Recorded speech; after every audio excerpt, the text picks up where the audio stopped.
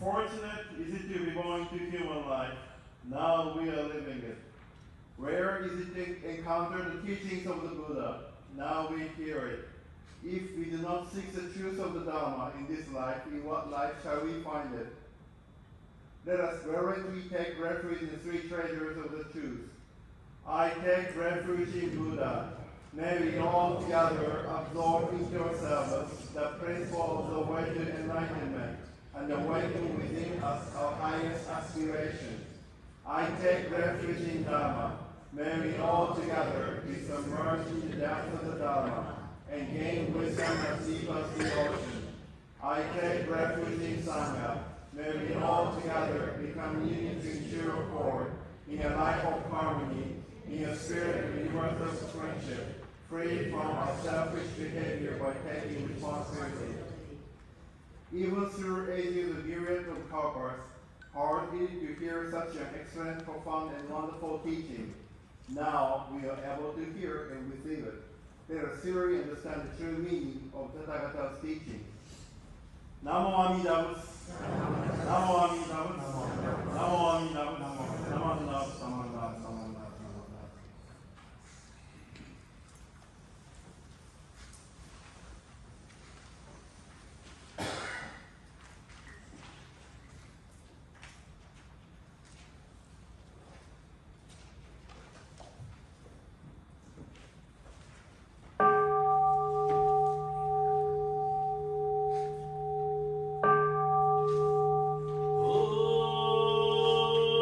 Oh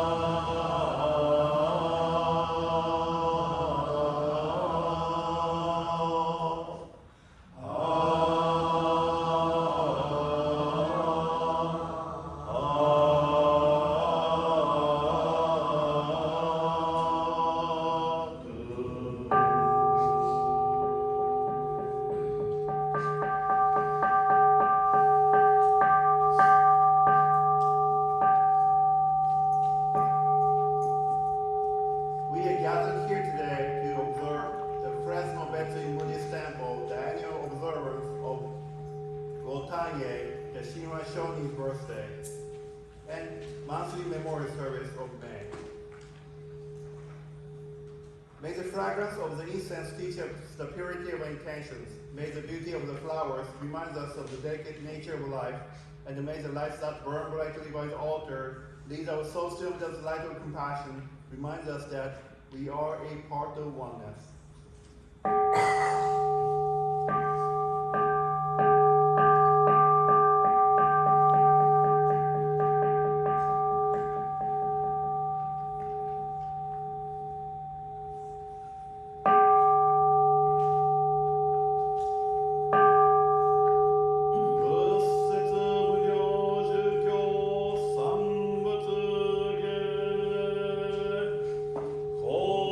고갱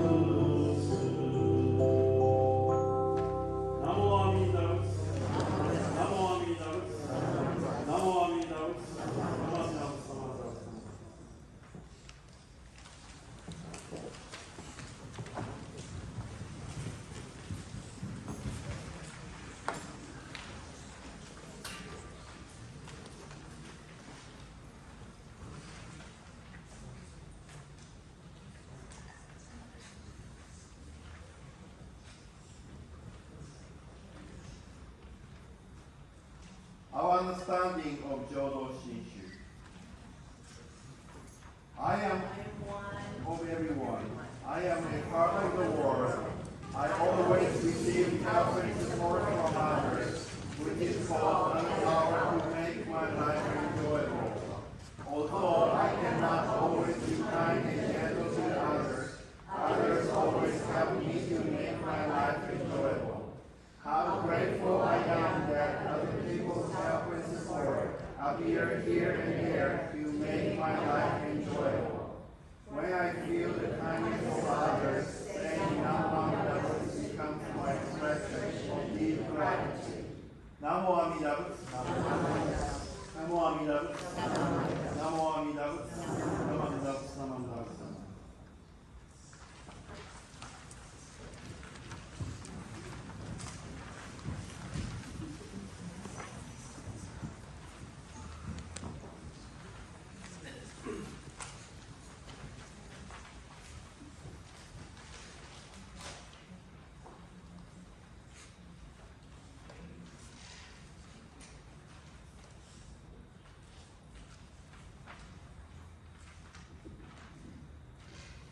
Good morning, everyone. Good morning. I'd like to thank everyone for joining us. The Fresno Betsuin Friends and Family Service featuring today is Gotane. So, do you know Gotane? At the Kyobyakumon, the aspiration, I just said it, right? The birthday of Shinran Shonin. So usually I wear the red robe, but today is white. So white for the celebration, we use it, the Jodo Shinshu tradition. Like, you know, if you are planning for the wedding, please come in here. I will wear the white one, okay?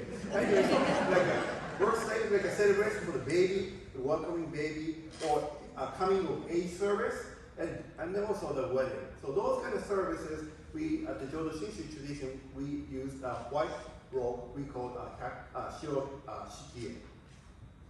And today, I'm so honored to introduce the speaker, the guest speaker for our Shinran Shonin's birthday, Gotane, Reverend Ken Fujimoto. First time I met him in 2003, I assigned DCA in the ministry from Japan. So I didn't know anything about English. You know, just only knew that yes, no, thank you, I'm sorry, I'm hungry. That's the only word I came to the US from Japan. At the time, I met the Reverend Ken because he was a neighboring temple. First assignment myself was Sacramento, Betsuin. Then he was in the Lodi, just maybe about 30, 45 minutes from Sacramento. Then he was truly bilingual, although he was born and raised here in the US. But then, I just explained his background in Bible. So his father was also ministry, so Reverend Fujimoto, so he's a former Rinban in Sacramento. So he was also kind of moved with the father. Kind of my family too. I started in Sacramento, went to the East Coast, and Los Angeles, and Fresno, and we kind of always moved. Then he graduated from UC Santa Cruz in economics in 1971. Then after a year, he moved to Japan for 2 years for his master's degree in Jodo Shinshu studies at the Ryukoku University. Upon the completion of his master's degree in Jodo Shinshu studies in 1977, he assigned to his first assignment was Fresno, Betsuin. Last month we had the Reverend Metsu, Kodo Metsu. He was also the first assignment with Fresno. So we have many Fresno started ministers. So I'm so glad to have him as today's speaker. So with the family, he has a wife, the Miyuki Fujimoto-san, and also the 2 sons and 1 daughter, the Genta and Yusuke, and daughter Mina. I remember when I was assigned to Sacramento, his daughter was in dance school and playing the piano in dance school. That's 20 years ago already. Time flies. But he continued to devote his ministry for many, many years, including Fresno Betsuin, Sacramento Betsuin, and Lodi Buddhist Church, and San Jose Betsuin, and retired in 2018. So please welcome Reverend Ken Fujimoto for today's speaker.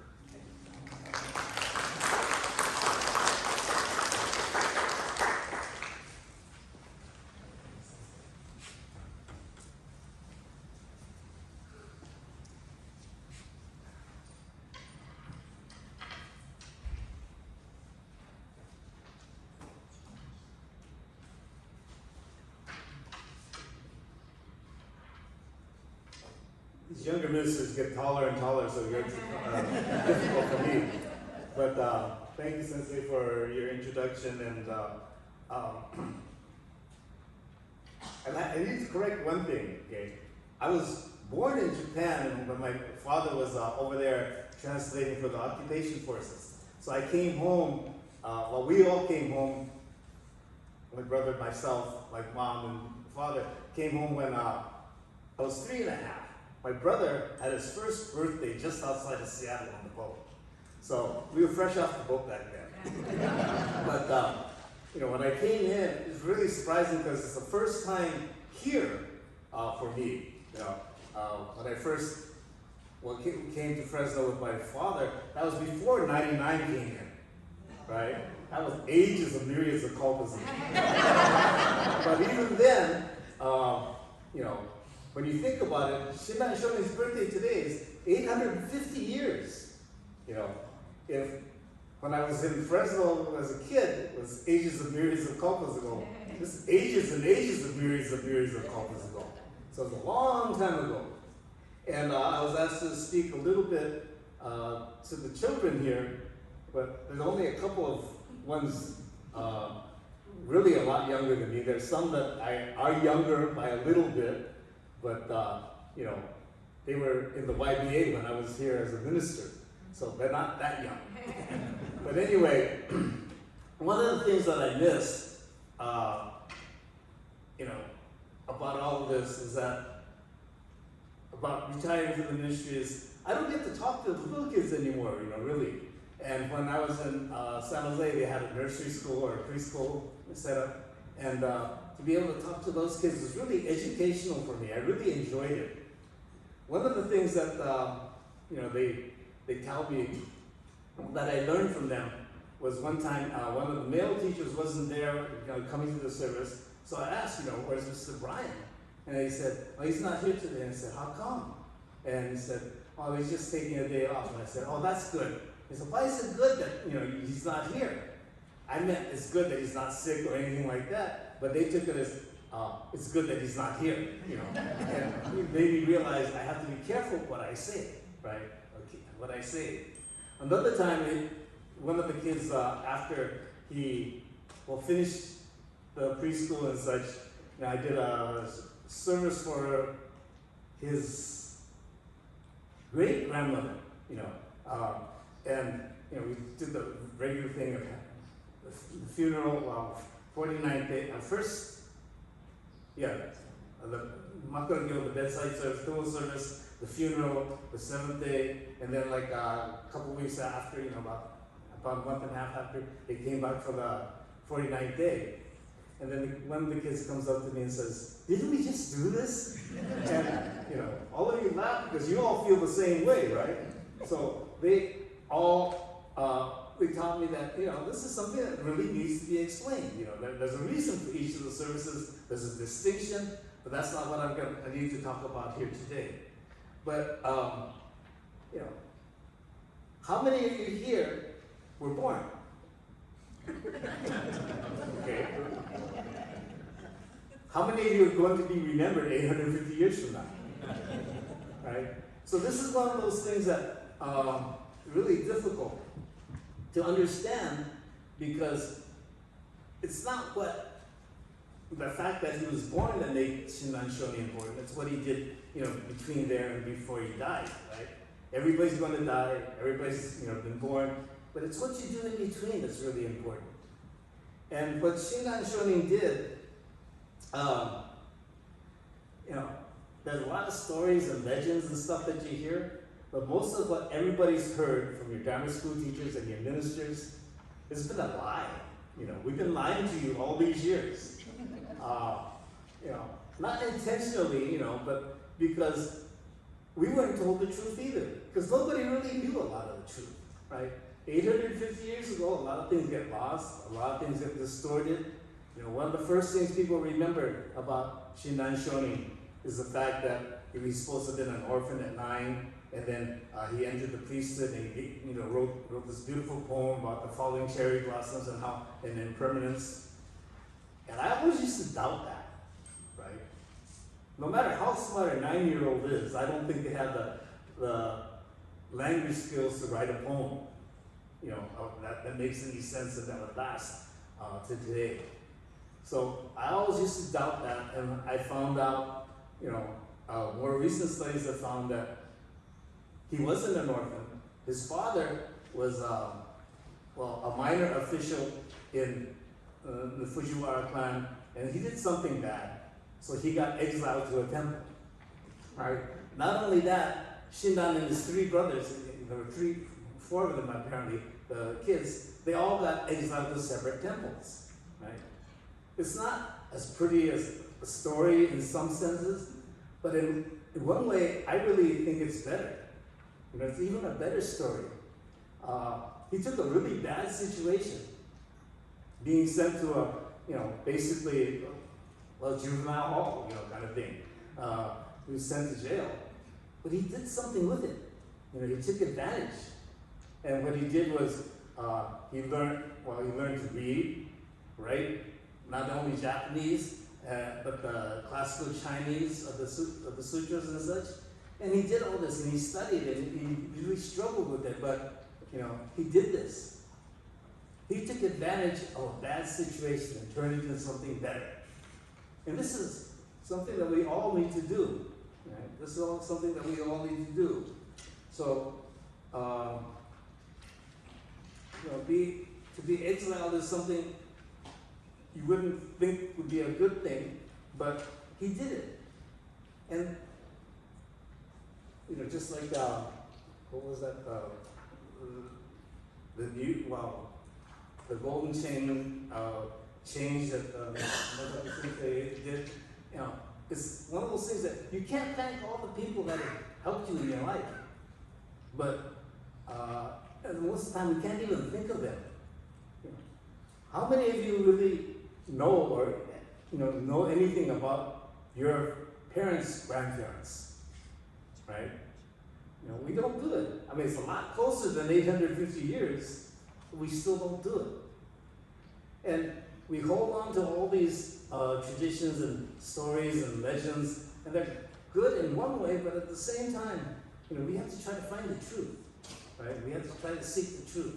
And this is something that we're always told to do, right? Don't take what we tell you as is, right? If you walk out of here believing 100% of what I said, I wasted my time, right? If I make you feel uncomfortable and you question something I said, then maybe I shared something of importance with you, right? This is one of those things that we all need to do. And we need to look at, Shinran, Shonin, and Gotane in a little bit different way. And one of the things that, one of the problems is that Gotane is a relatively new service. It seems kind of strange to say a relatively new service, because it started in the 1890s at the Honganji, right? But this is relatively new when you compare it to 850 years, right? So, but at that time, that's when the ministers started coming over, East Sea immigrants started coming over. So it was different back then. And most of the temples where everybody attended as children and such, and young people, didn't observe Gotane because it was only observed with the main temple in Kyoto, right? So, they did all these things that, trying to modernize and come into back then it was the 19th century kind of thing, or, starting the 20th century. They wanted to start that, so they started to westernize thought, adopt westernized thought. One of the things that Buddhist thought, Eastern thought, does is we don't stress birthdays, right? We don't stress birthdays because, like I said earlier, we're all born. We're all born. We're all going to die, but at the same time, Buddhism especially stresses the death part because that's after you've done something, right? It's after you've done something. I'm having a real hard time here because I'm not used to people being spread out and such. It's a good thing. It's a good thing. But one thing I noticed right away is that even though you change the way laid out, and it makes it very convenient for like Oshoko, and then you don't have one long line in the center. People still fill in from the back. You know, why is that? I was glad to see one person come in a little bit late and sit up front. Did you do that because that's what you want to do, or because all the seats in the back are already taken? You know, it's one of those things that I don't know why we do it, but we do. Another thing that's kind of neat that you have it this way. Some of the older people will remember, actually you gotta be way on the older side. When people used to sit in the temple, all the women sat on one side, all the men sat on the other side, you know. And I was always thought it was weird. So one day I asked the group that I was speaking to, why did people do this? And this one old lady looks at me and says, Sensei, you know, like I'm a fool. And he says, this side is closer to the kitchen. You know, and it makes sense and it's important.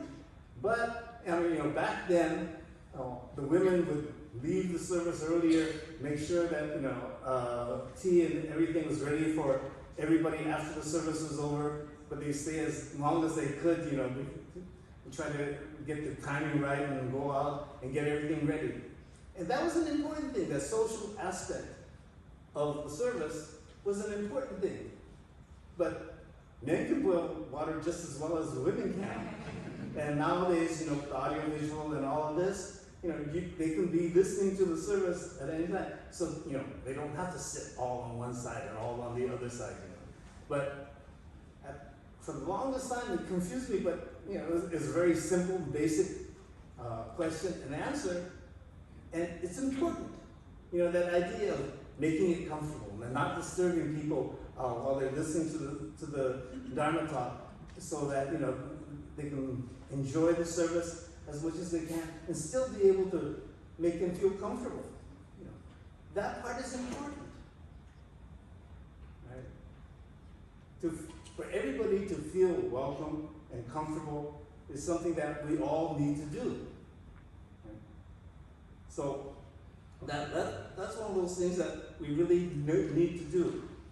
And as I said, to go back a little bit, apparently only about 8% of the people in the whole world live to be over 65. And I think most of you need to be patted on the back because you did it, right? But how many of you consider yourself really lucky? you learned well, Paul. But anyway, it's one of those things. But with the westernization of Japan, with the Meiji Restoration and all that, you know, people started making birthdays more important. And what they started doing at the Honganji during that period, you know, they wanted to modernize as well. So they would have this, basically a big party, and they still do it today. You know, they have tea ceremony, they have cultural displays outside. You go in and have a service. Then they have this really fancy tea ceremony where people, all the people across the street with the stores and stuff like that, you know, the ojuzu shops and the incense shops and the butsugu, the adornments for the temple, they sell those. They all come, the people who make the robes too, they come and they help serve the tea, right? So it's a very big thing. And the NOH plays that they have this one stage, well, actually 3 stages there at the Honganji, but one is a cultural, well, it's a national treasure. And the interesting part about that national treasure stage is that the old predecessor to the international department was in the basically backstage of that. And while I was studying in Japan, when I first got there, actually about a year after I got there, they built the new International Center. I say new in quotes because it's about 50 years and it needs, it's dilapidated, it needs a restoration and such. But the question becomes, is that progress, right? It used to be the foreign department, well, the overseas department back there was part of the national treasure in the Honganji. Then they got kicked out and, given a nice new building and everything that's falling apart. But is that progress? Right? Is that progress? What's happening? And a lot of temples here in the United States, they started copying the idea and started calling, Gotane Fujimatsuri or the Fuji Festival, and then the reason for that, I guess, was partly because Hanamatsuri, the birthday of Shakyamuni Buddha, was, flower festival. So you have the Wisteria festival for Shinran Shonin, because he was also part of the Fujiwara clan, apparently. But what's that got to do with Buddhism? What does that have to do with Buddhism? And one of the things that's really nice about being retired, I don't have to worry about getting kicked out, and, getting people mad at me and things like that. I can say what I really feel now. And this is nice. Buddhists know me long enough, so I always used to do this anyway, and I get into trouble because of that. But I don't have to worry now, But there are a lot of things that we've learned over the years, especially the past few years, to have the temple set up and different, incorporating new ideas is a good thing. But at the same time, it would really be nice if people started sitting from the front. It really would be nice. But then I'd have to go make sure I wear my mask. But, it may not seem like it's that big a thing, but unless we hold on to the essence of what's there, and then try to keep true to that, we can't really call it progress. Right? One of the things that really happened more recently because of the pandemic and such is that we started doing things more virtually and such, which is good, right? Because you can reach more people more easily. It saves money for the temple. You don't have to pay for my room, you give me meals and my transportation and all these things. But at the same time, you miss that interaction. I miss not seeing people's faces and getting a reaction. Right? This is important. It should not be a monologue. Really, it really shouldn't be a monologue. The interesting thing is that, like Jodo's Shinshu Dharma talks, the sermons, was the incentive for a lot of the speaking type of entertainment that they have in Japan. Because of that, they have rakugo, manzai, all these things. It's all because of, it started because of the Jodo Shinshu. But it's not entertainment. One of the things that, it's a petty thing, I know, but one of the things that really bothers me is when people clap after a service. I don't want to be clapped at. I'm not here to entertain you, right? My job or my role is actually to communicate the teachings to you. I'm not speaking. Amida is speaking. The teaching is speaking. That's coming to you. It's just like watching TV or a movie and clapping at, while you're watching TV. Some people do it. There's that progressive commercial, I think it is, where people are turning into their parents after they buy a house, and they take, the guy takes them to a movie, and one guy, some of the people start clapping at the movie and say, don't do that. They can't hear you, they don't appreciate it. So, it's one of those things that happens. And it's good to be appreciated. But at the same time, not in that way. I'll get back to this a little later, but then one of the most famous rakugo pieces involves these two people, two guys in Edo era Japan. So it's like the late 1700s or early 1800s and such. And they're talking, they're just common workers and such, and they're just out there talking to each other and said, you know, my mom always goes to the temple now. I said, yeah, my wife has started going too. And you know, it really gets to be a problem because you know, I gotta tag along sometimes. And then this one guy says to the other, do you understand what the, you know, all the chanting and stuff like that? He said, no. The only thing I know is when I hear Ganni Shikudoku, it's almost at the end.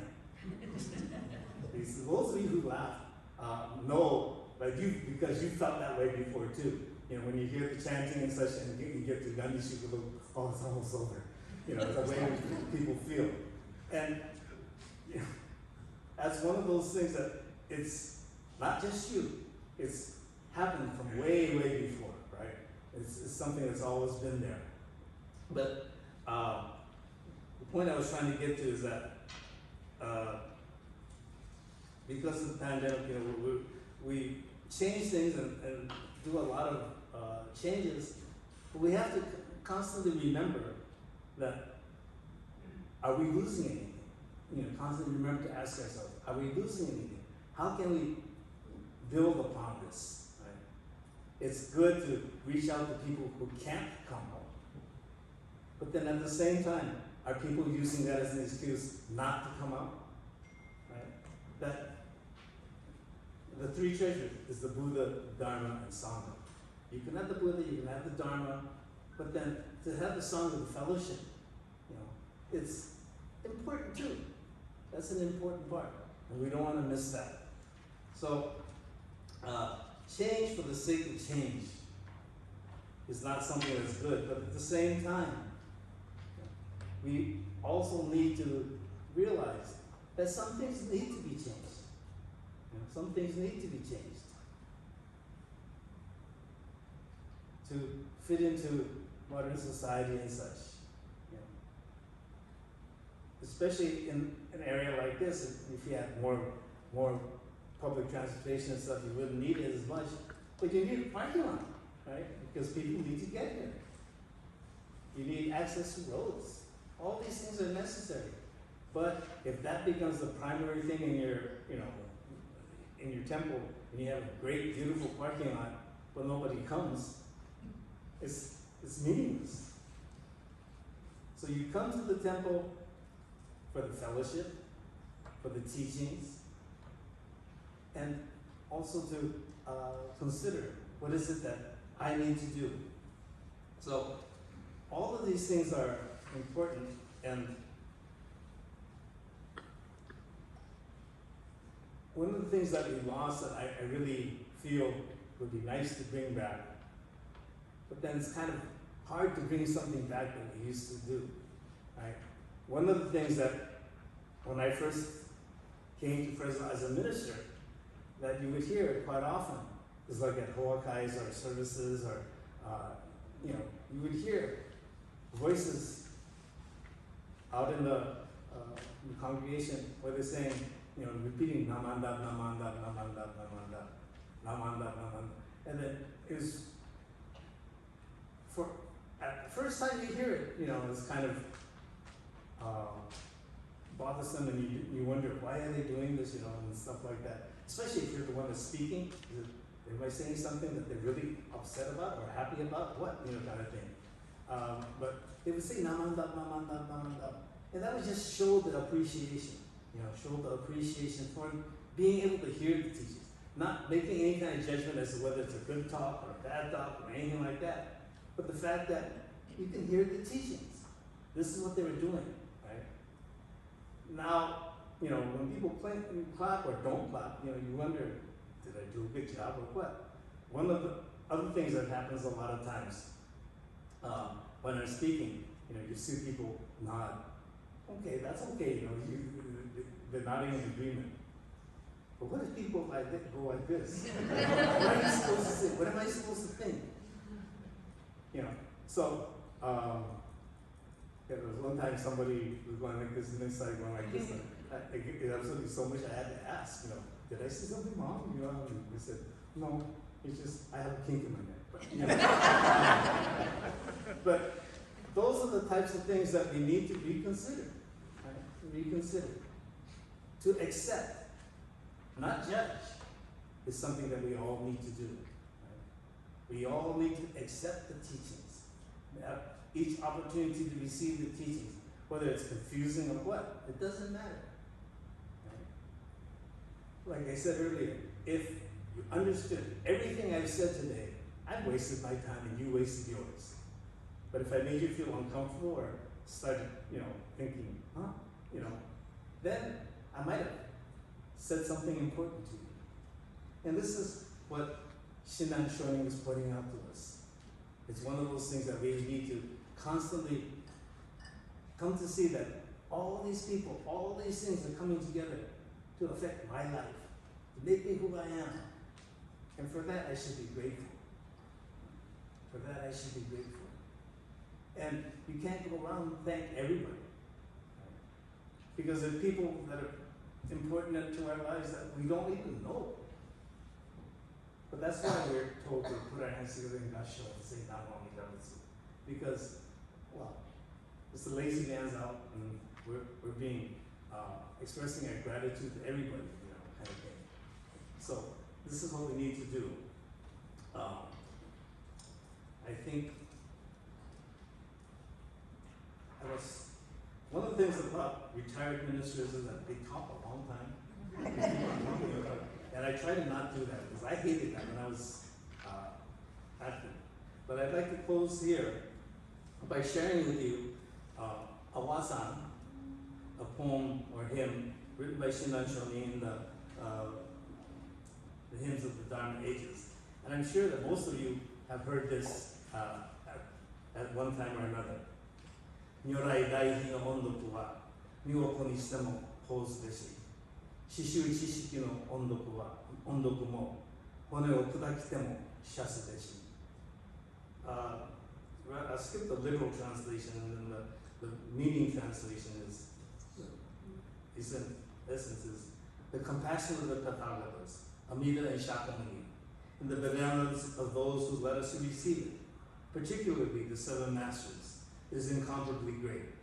We should repay them, no matter how difficult it may be to do so. Namo Amitabha, Namo Amitabha, Namo Amitabha.